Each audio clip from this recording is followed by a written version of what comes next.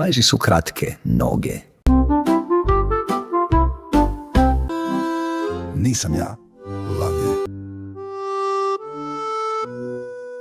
U visokoj zgradi na okretnici autobusa 65 na 7. spratu živeo je jedan dečak, a ovo je priča o njemu. Bio je pametan, lep i veseo, ali je imao jednu lošu osobinu. Često je lagao.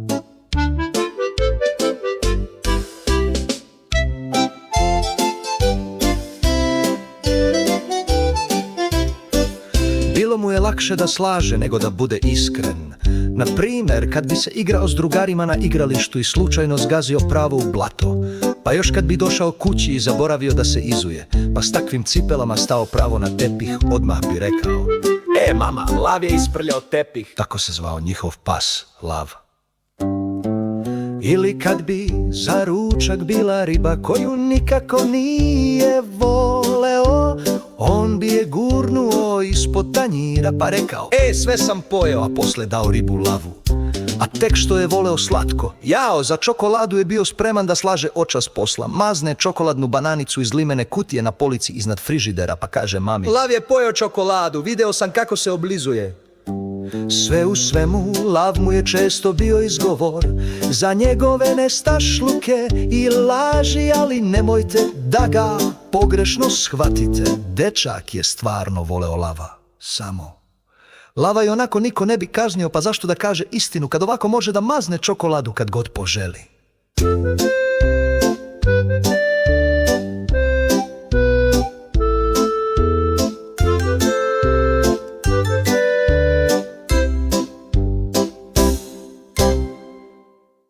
Jednoga dana desilo se nešto čudno. Kao i obično, hteo je da dohvati limenu kutiju sa slatkišima, ali ovog puta nije mogao. Propeo se na prste, ali džaba. Polica na kojoj je bila kutija kao da je bila viša nego ranije. Setio se da uzme kašiku iz fioke i pomoću nje je privukao kutiju sebi. Verovatno ju je mama gurnula daleko nazad.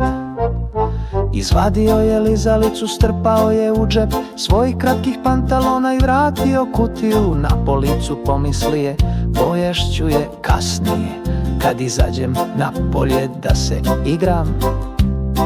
Dok je trčao niz stepenice, sve mu je nekako bilo čudno, kao da su bile strmije nego inače.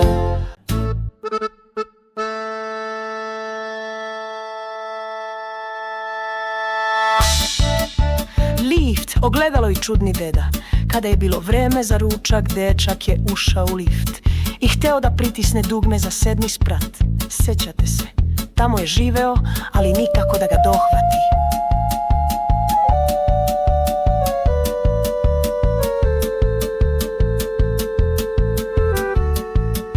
U ogledalu lifta video je svoj odraz i poskočio od čuda. Njegove kratke pantalone sada su mu bile ispod kolena.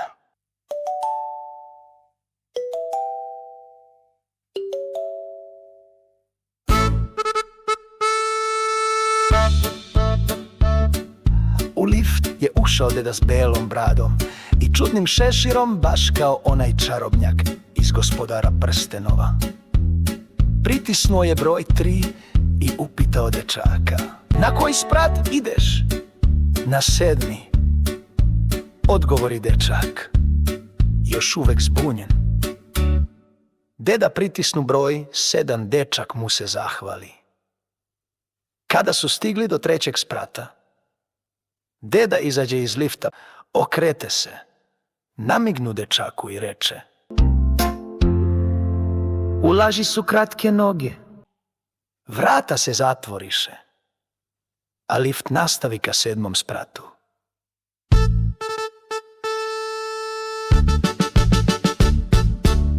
Istina ga stizala i skraćivala.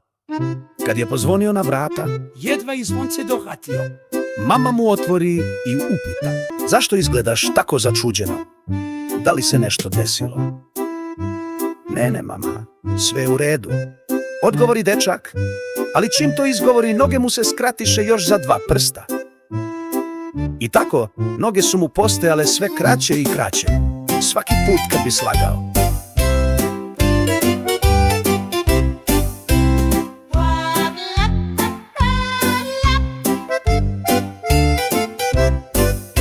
Ako ima kratke noge, ne može brzo da trči. Ako ne može brzo da trči, lako ga stignu i uhvate, a dečaka je najbrže stizala. Istina.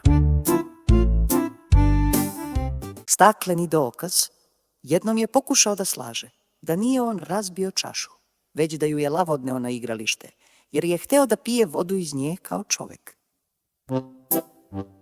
Mama ga je sumnjičavo gledala, a taman kad je pomislio da je prošlo bez kazne, začulo se plink, plink. Iz njegovih džepova počeli su da ispadaju komadići stakla. Ispod stola se sam od sebe pojavio još jedan parčić i pridružio se ostalima kao slagalica. Mama je samo prekrstila ruke i rekla: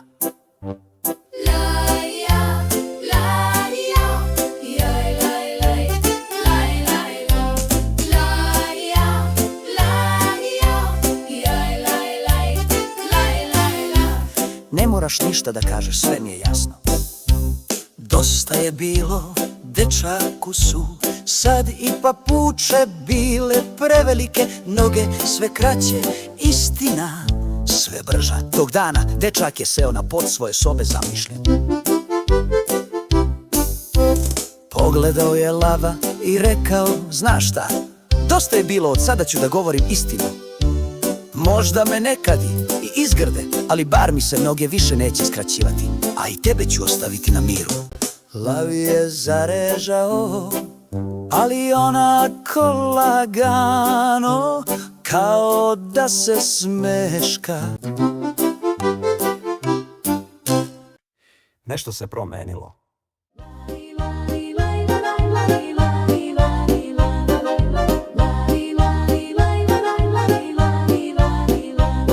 I stvarno od tog dana, svaki put kad bi rekao istinu, noge su mu porasle za po 1 prst.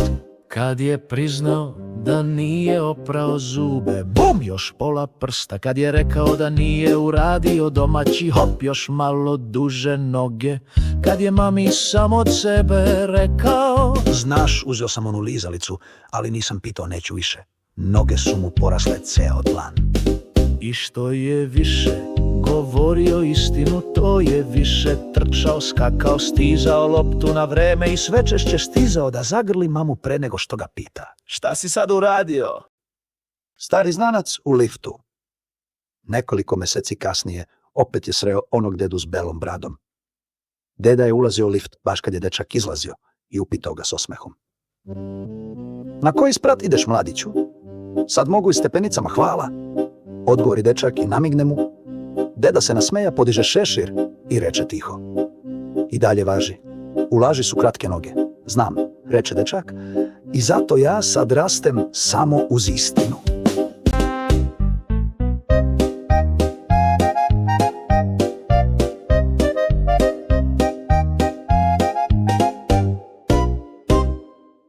Klikni like i subscribe. Vidimo se uskoro.